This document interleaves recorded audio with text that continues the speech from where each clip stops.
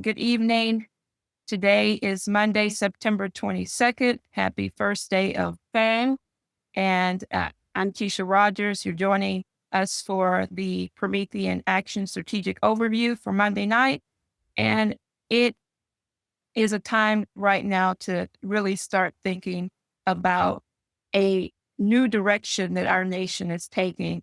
And that direction being centered on the founding principles of our country, a commitment to mankind in the image of God, the Creator, a commitment to the ideas of our founding fathers of life, liberty, and pursuit of happiness, and a transformation that's taking place amongst the young people like never before. And I can say, if you didn't have a chance to watch what Brian Lentz presented on Saturday with what he developed around this question of housing in a very profound way.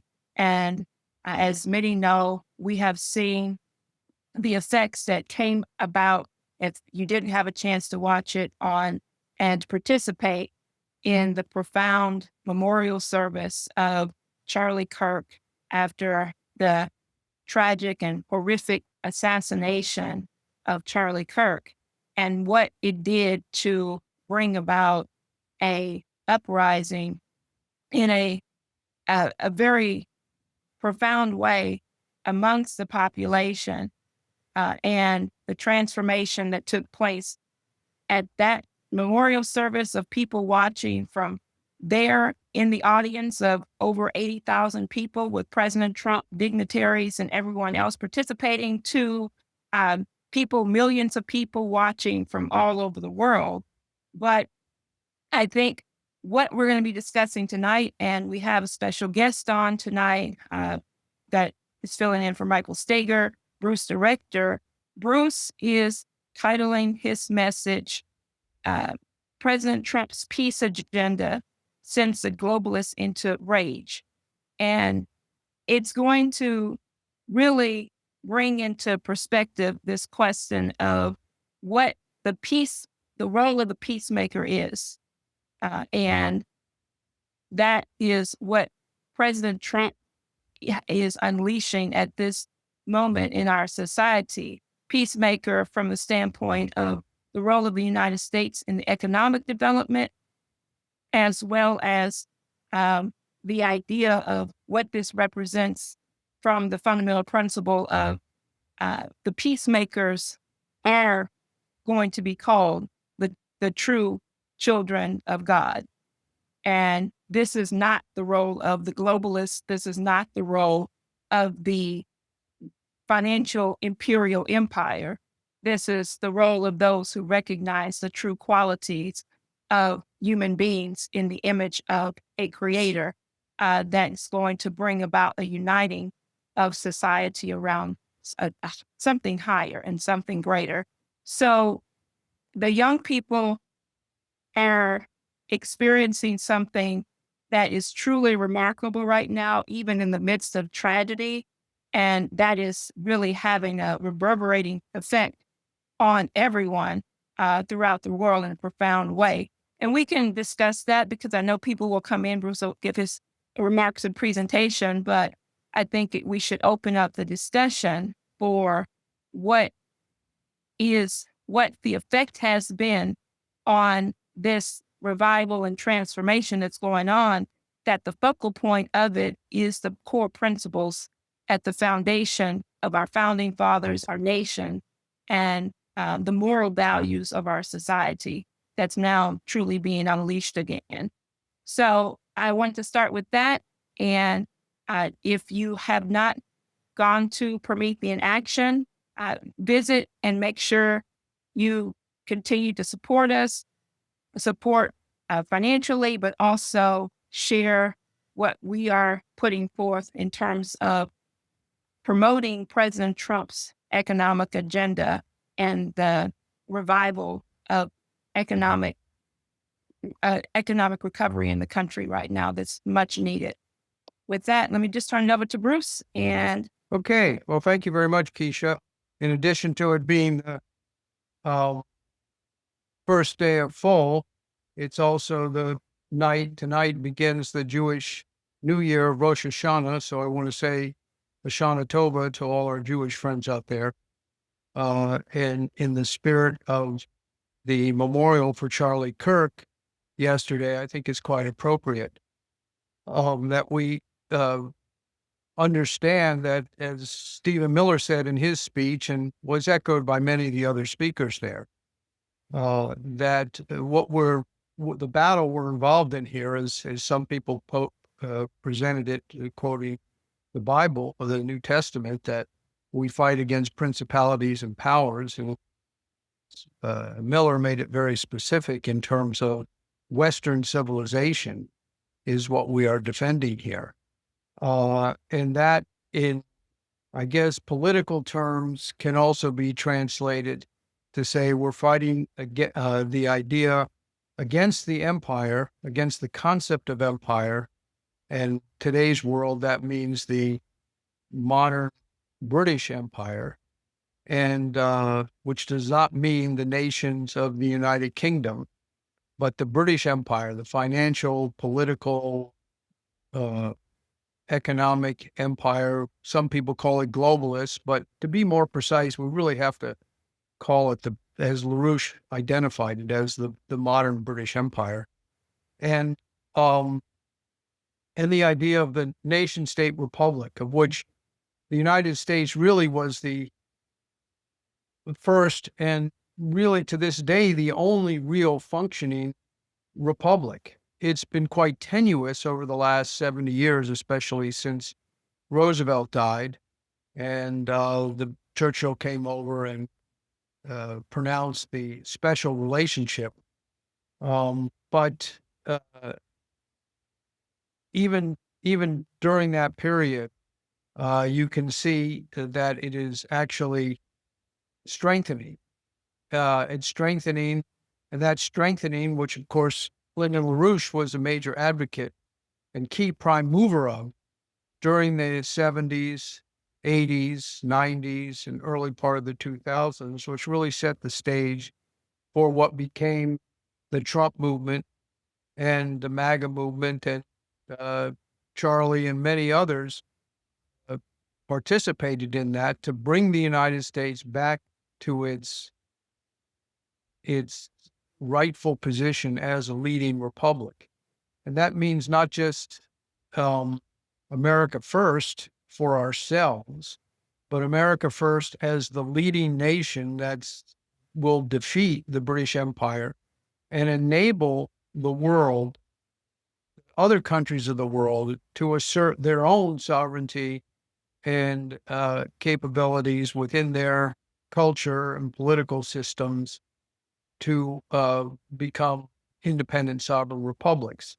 And therefore, we will have the kind of global or world relationships that was envisioned by our greatest Secretary of State, John Quincy Adams, and also George Washington, that America will not be a puppet or a participant in European imperial politics, but will be a force for sovereign republics around the world. And as Roosevelt told Churchill in his many meetings leading into World War II and during World War II, the U.S. did not enter this war to save the British Empire or the Dutch Empire or the French Empire or the Portuguese Empire or all the European empires. It was that imperial system which caused the war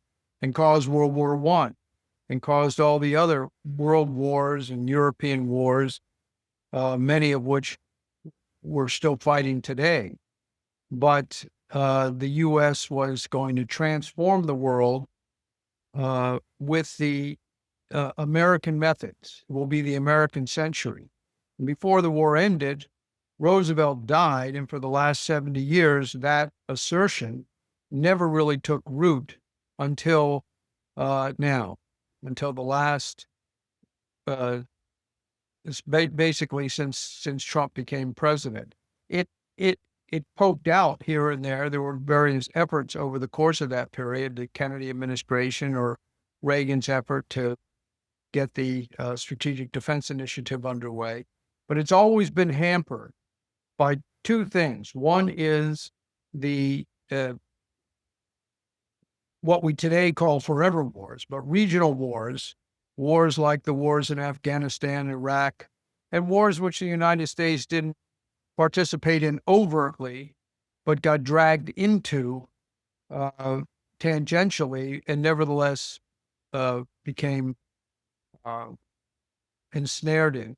And the adherence to a economic policy based on free trade. Free trade, uh, uh, what really is called what even though today a lot of people call it conservative economic policies, it really is liberal economic policies. It's British liberalism, and you see this manifested in things like the increased financialization of the global economy, globalization, all the things that have brought nothing but economic disaster to the economic capabilities, not only of the United States, but most countries around the world. And so that is the British system. That's the British Empire. That's what we're fighting against. And with the strength of what was not just presented, but felt at the memorial for Charlie Kirk yesterday, we have to redouble our efforts and look ahead to this fight. And there's a couple of things on that we have to look at. First of all, let's take stock of what we have coming up. Trump leaves tonight for New York for the opening session of the United Nations General Assembly, which will be attended by government leaders, prime ministers, political leaders from all members of the world. And I don't think it's any exaggeration to say that the United Nations is itself an agency of the British Empire. It serves purely to maintain a British imperial system, and Trump is therefore going into the lion's den. And if you look at his history in speaking before the United Nations, he oftentimes went there not as Barack Obama or George Bush or Bill Clinton or any of the presidents that preceded him, who went as supplicants to the globalist order. But he goes there as an American president who told them, as he did in his first UN speech, I'm going to put my country first, and you should put your countries first. And on the basis of that, we can have a new type of relationship that works in the best interest of all. And that was greeted with a lot of happily by many, but also the globalists were terrified of it and spent the first 4 years of his administration and the entirety of the Biden administration trying to undo what he was putting together. So he goes again now as the first time in his new administration, strengthened both by his own knowledge and capabilities and what he's learned over the years and what people have learned about him. So he's strengthened, and he's strengthened in the support he has among the American people, who are increasingly getting a deeper understanding and knowledge of what really is at stake. If you think back 8 years ago or 9 years ago, the level of understanding and passion among the American people for American sovereignty against the globalists was not nearly as intense as it is today. So he has that support, and of course he's strengthened by the outpouring of spiritual awakening, which was exhibited at the memorial for Charlie Kirk. And so he's going into the lion's den, ironically, after returning from a 2-day visit last week to Great Britain. We can discuss that in the question period if people have any want to discuss that. But he's up against at the UN specifically, the efforts on the part of basically puppets of the British Empire to continue the forever wars policy. So it's really a confrontation between the peacemaker, Trump, and those who would work with him as a peacemaker, and the war makers, the forever war people who want to continue the wars. And it's very similar. We spoke last week when Tony gave the briefing about the Roman Empire and how that system, the Roman imperial system, comes down to us today in the form of the British Empire. And it very much is being played out in what will happen here at the UN, where you have on the one side what considered acceptable policies being put forward by the Europeans. And this is not just a policy for war, but a policy to perpetuate war.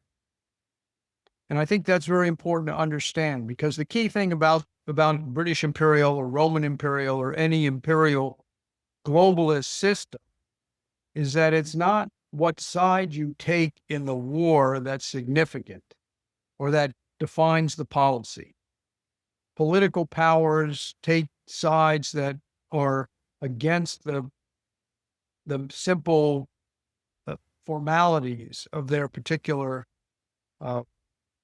that would appear on the surface. For example, in the 30 Years' War in Europe, in Central Europe primarily, supposedly it was a war between Protestants and Catholics fighting over whether or not one religion would be suppressed or not suppressed in a particular area within the Holy Roman Empire. But you had the irony that the Catholic Cardinal of France, Richelieu, was supporting the Protestant King of Sweden to fight the Catholic Emperor of Austria for political reason. And actually, it was the Richelieu's spy, a Capuchin monk named Father Joseph, who was sent surreptitiously and openly, both surreptitiously and openly, to persuade the Austrian emperor to sack his chief general, Wallenstein, in order to weaken the Austrian military capabilities in order to open the door for the Protestants. So the issue there, for example, historically, is not which side was the good side in a war, but doing what's necessary to perpetuate the war, because it's the perpetuation of the war through which the imperial system can continue to rule. And this, of course, is very similar to the way in which the Roman Empire functioned. To go back to what Tony discussed last week, and many of us have been talking among ourselves over the last week about this, that in the Roman imperial system worked basically on the system of the pantheon, which was the collection or the system in which all the different religious cults and belief systems that existed in Rome could function. They all had opposition. They fought each other. They hated each other. Some of them made alliances. Some of them broke alliances. And yet, the one thing they all agreed to was to accept the idea that they would all be loyal to this pantheonic system, of which the emperor was considered to be the deity, the god who ruled over this pantheon of many fighting different cults. And in fact, the main demand that the Romans made in the initial persecution against the Christians was that they could maintain their Christianity and belief in Jesus as long as they accepted that they would be one of the cults within the pantheon. That is, they would ultimately accept the emperor as the ruler. Now, of course, we know that the early Christians refused to do that, and that's why they were persecuted. But once that proved to be a failure, the Roman imperial leaders decided to take a different tack and just become Christians, and that then tried to incorporate Christianity into the Roman system that way. There's a long history there. We can go into the question in the Q&A. We can elaborate it more. Well, my point for raising it tonight is to think about the UN in that context and the discussions that are going to go on this week. That it doesn't matter what side you're on, as long as you're agreeing to perpetuate the war. So you take the situation, for example, with the current war against Russia and Ukraine. Now, we all know the history of that. And if you take it, you could cherry pick it and say, well, it's a Russian aggression which began in 2022. But we all know that's not the case, that there was a concerted policy by the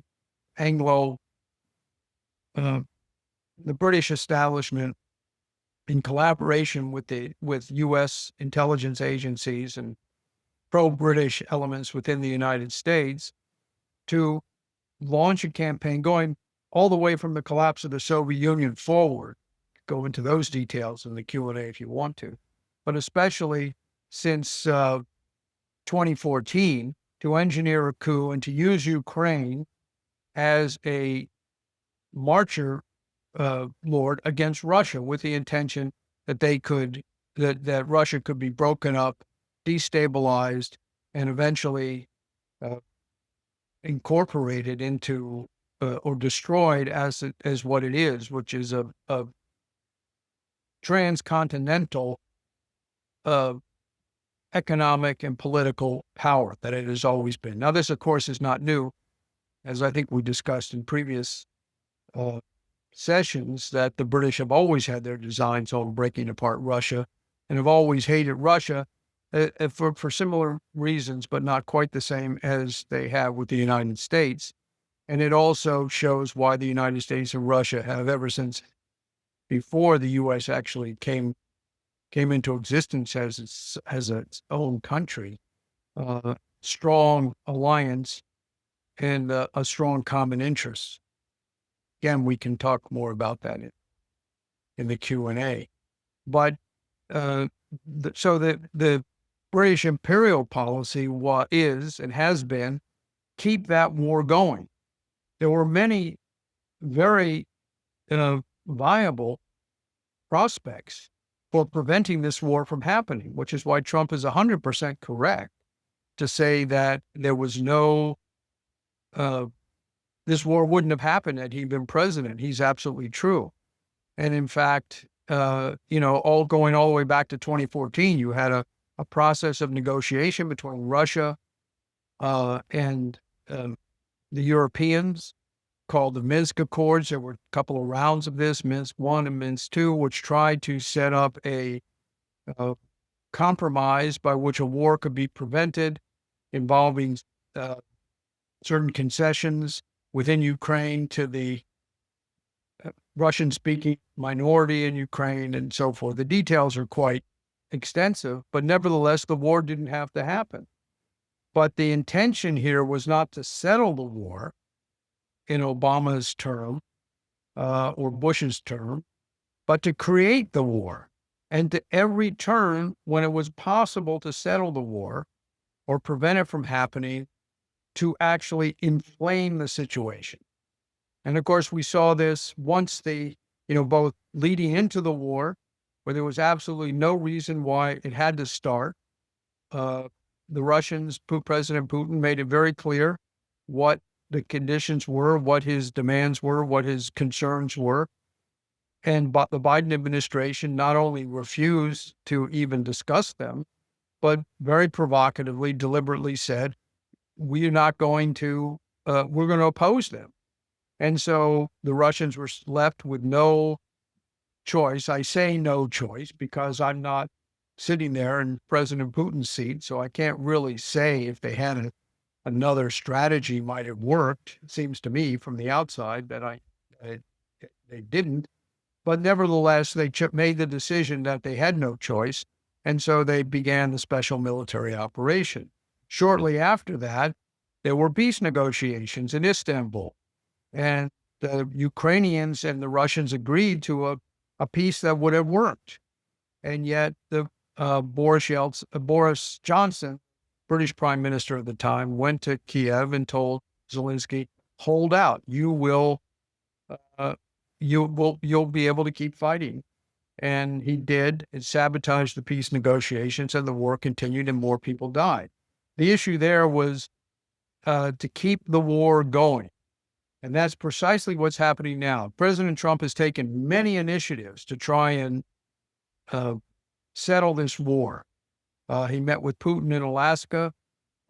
He met with the Europeans. And he's constantly under pressure by people who are proposing things which just very straightforwardly have no intention of bringing the war to an end. This was a big fight with Prime Minister Starmer in this trip to England last week, where the Europeans were constantly pushing Trump. You have to do more to arm Ukraine. You have to do more to put pressure on Russia. You have to do more to get long-range weapons so that the Ukrainians can strike deep into Russia, because only if you do these kinds of things will Russia come to the table.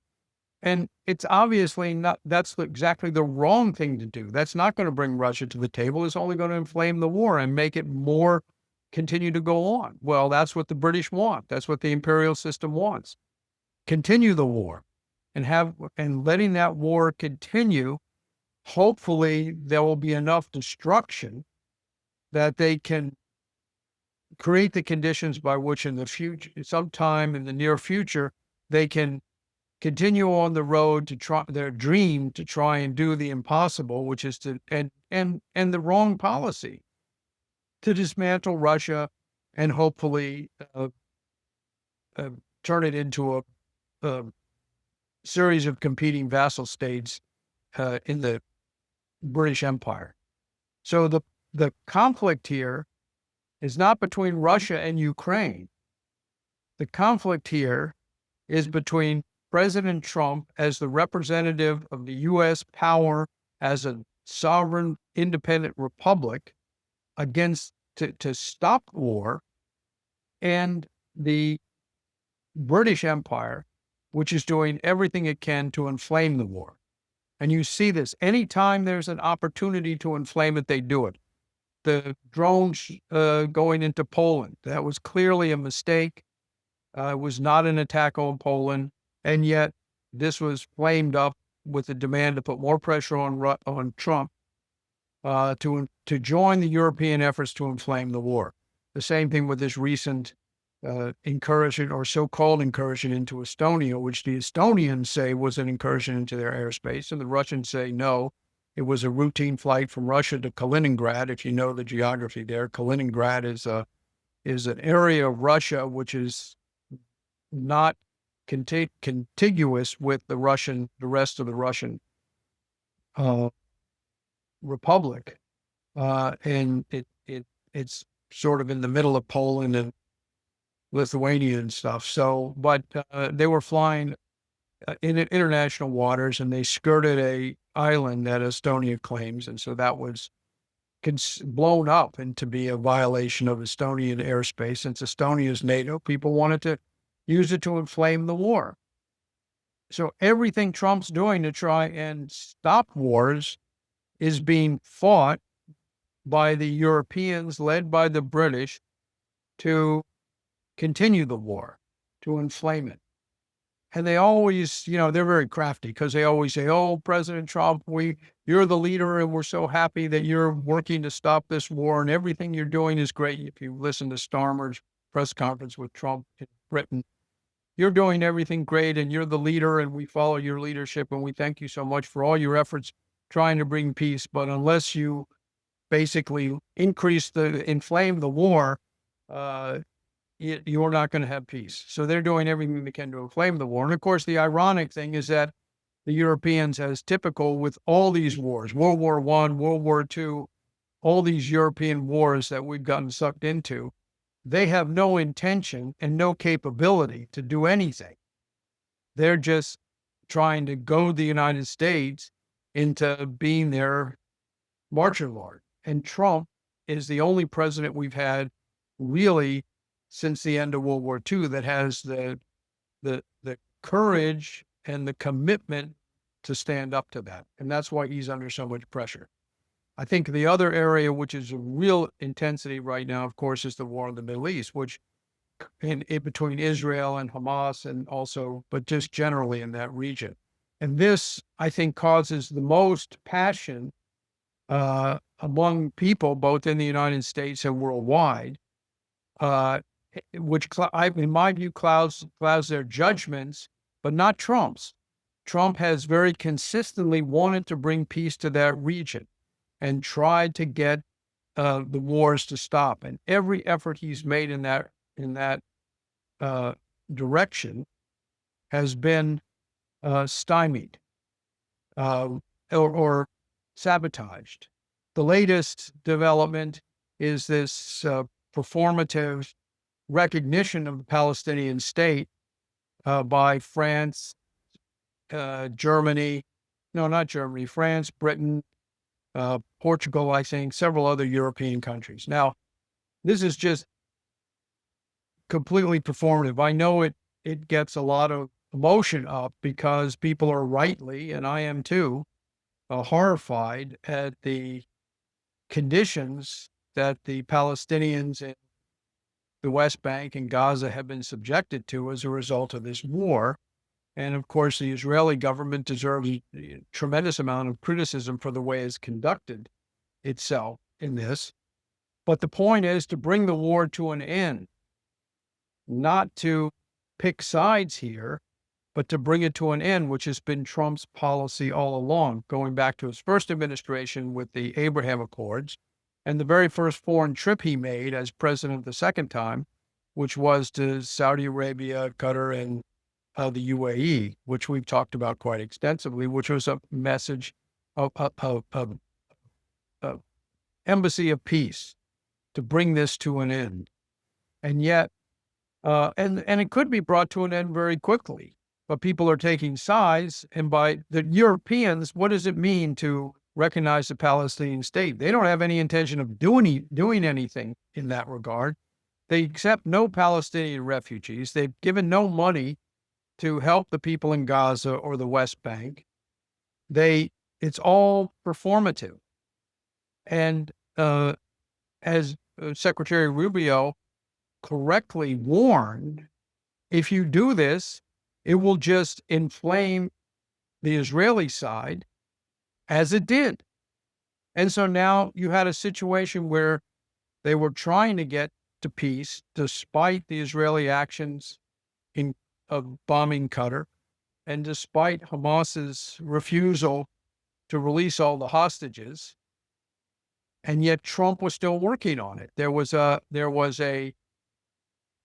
meetings continuing between Ambassador Witkoff and both the leaders in Israel and in Hamas. He met the head of the Palestinian intelligence services, was in New York twice, once last week and once a few weeks before, at the same time that the U.S. denied visas to any other official of the Palestinian Authority. So the discussions were to discuss U.S.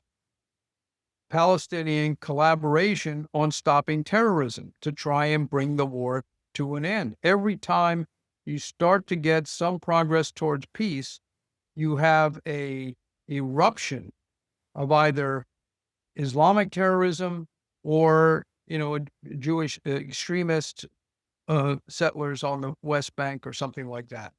It's a policy of perpetuating the war, and Trump is committed to stopping the war. And that's the another area that he's going to have to deal with in this current uh, round of discussions in the UN.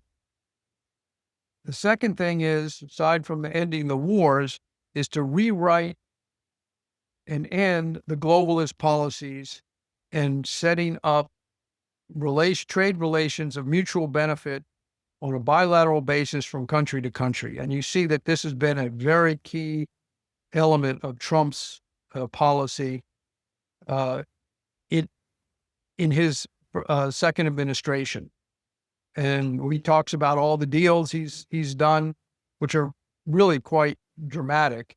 His use of tariffs to put an end to this way globalization was used to undermine the American economy, and to negotiate mutually beneficial agreements between the United States and other countries that will expand economic cooperation, making it possible to improve the economic conditions of the people in both countries. Just tonight, he announced a deal with Uzbekistan for Uzbekistan to purchase 22 Boeing 787 Dreamliners, which will create 35,000 jobs in the United States. Yesterday, he announced a deal with Kazakhstan to provide U.S.-made locomotives to Kazakhstan. And these are just two recent developments, but there are many. He talked to Xi Jinping on Friday. Ostensibly, TikTok was the big thing that most people are concerned about there. But there was a lot of other things discussed, according to Trump, and that is extremely important. So this is the other element that's going to be discussed here at the UN, which is that President Trump is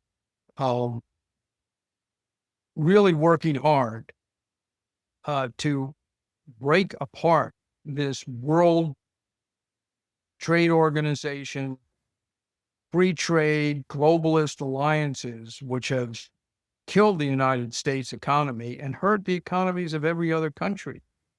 People talk about how our economy has gone down to the benefit of the Chinese economy. But are the Chinese really better off? First of all, you look at their economy, and even though there is a big improvement in the economic conditions for many Chinese, but percentage-wise, not the majority, and yet China's economy, as Secretary Bessent says, is the most unbalanced economy in the history of the world.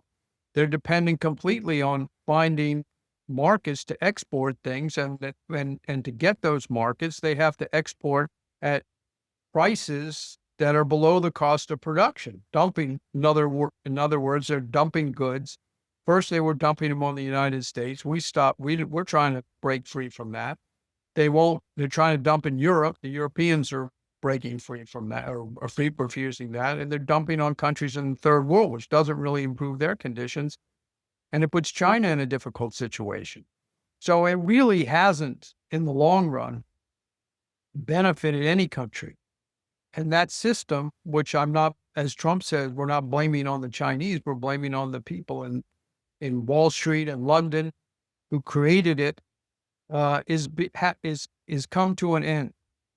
And the only way to reverse it is with the power of the United States reasserting itself as a sovereign economic power based on the principles of economics of the American system as defined by Hamilton, by Lincoln, by Henry Carey, McKinley, which clearly President Trump and Secretary Bessent and his economic team understand. That's going to be the major discussion at the UN General Assembly. Now, finally, let me just bring this down to what I think is a very important uh, issue here in the United States, political issue here in the United States. The same approach of divide and conquer, of creating the war, is being used to undermine President Trump's political power in the United States. And you see this in two directions. On the one side is the obvious uh, uh, problem of extreme terrorism and Trump derangement syndrome and so forth coming to the left, which obviously has risen to violent levels, as you can see from the murder of Charlie Kirk and the many of the other recent terrorist attacks, and just the general level of disruption and slander and political disruption coming from the left and seeping into the virtually controlling the Democratic Party. But the other thing, which I'm just as concerned about, is the effort on the part of the British Empire. And I think it's very clearly coming from these intelligence networks to try and undermine Trump from within the MAGA base.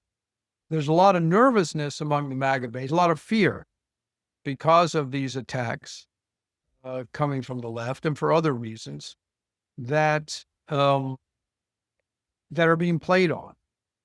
And so you just take the reaction in the aftermath of Charlie Kirk's murder to, on one hand, a real spiritual awakening that people realized on a higher level what this fight is about.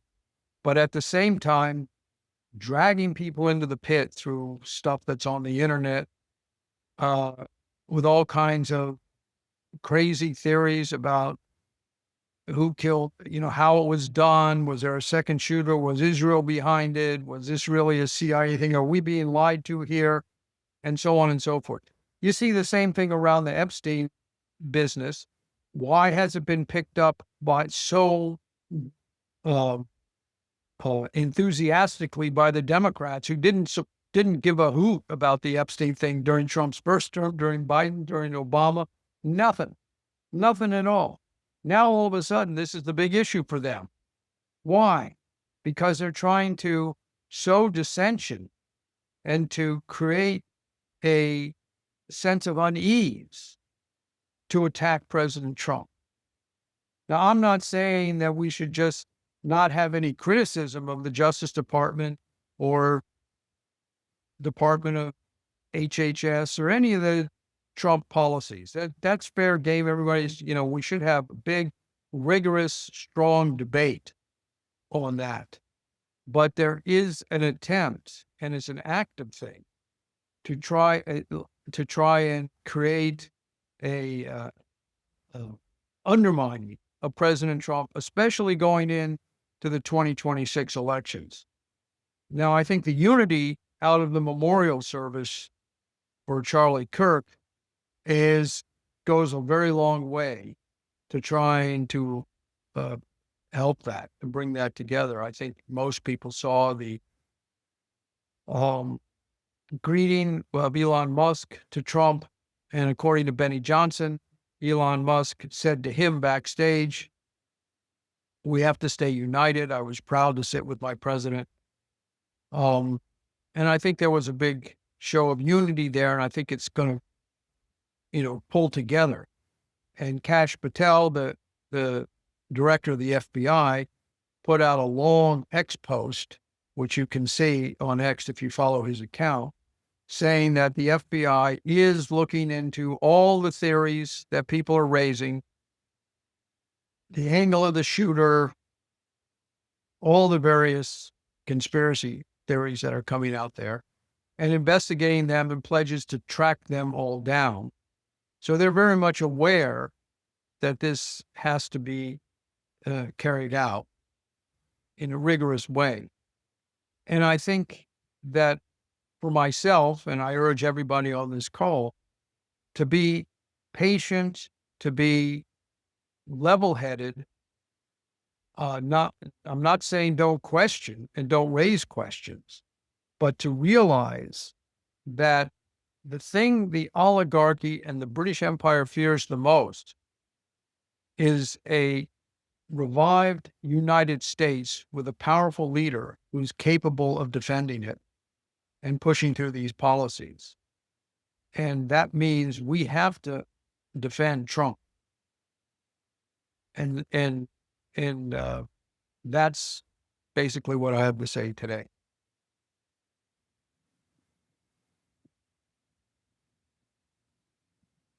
Thank you, Bruce. Um, Actually, before I take questions, just on the the theme of what you presented, and at the beginning, especially around this question of what the enemy does not want to see is this revived United States that's dedicated to these very principles. Um, and uh, uh, at the beginning of our discussion, we both referenced Miller, Stephen Miller, the chief of staff for President Trump. And I just wanted to play just a few of his opening remarks because it really encapsulate everything that you have developed here. And let me just turn.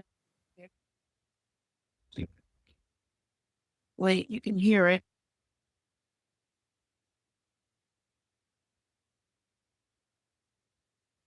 Um, can you see my screen?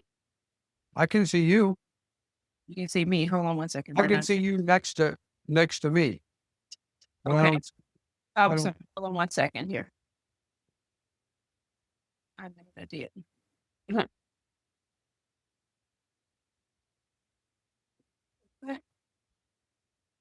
It's not on the share screen.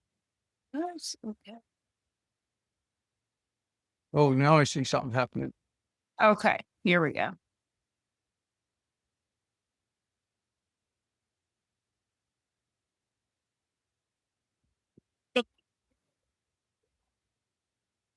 Will prevail over the forces of evil.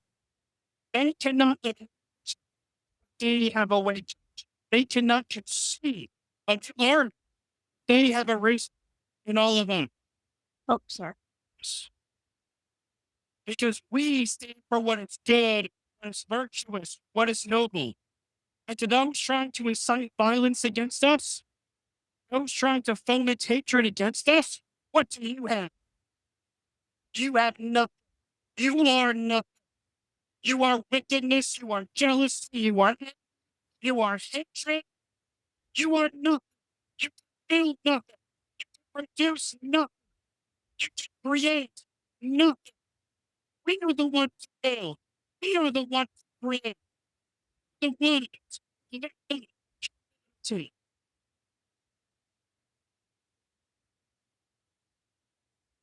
It's true. And not just the Democrats, the oligarchy, the evil forces who are destroying the nation and want to see division. They can't, yeah, they can't build anything. And that's the power of what Trump is doing in his economic revival of the country, which is leading to a spiritual, a moral transformation, a family transformation, and everything else. But the oligarchy is running scared because this is not what they want to see. So, with that, I will open it up for further comments and discussion, thoughts.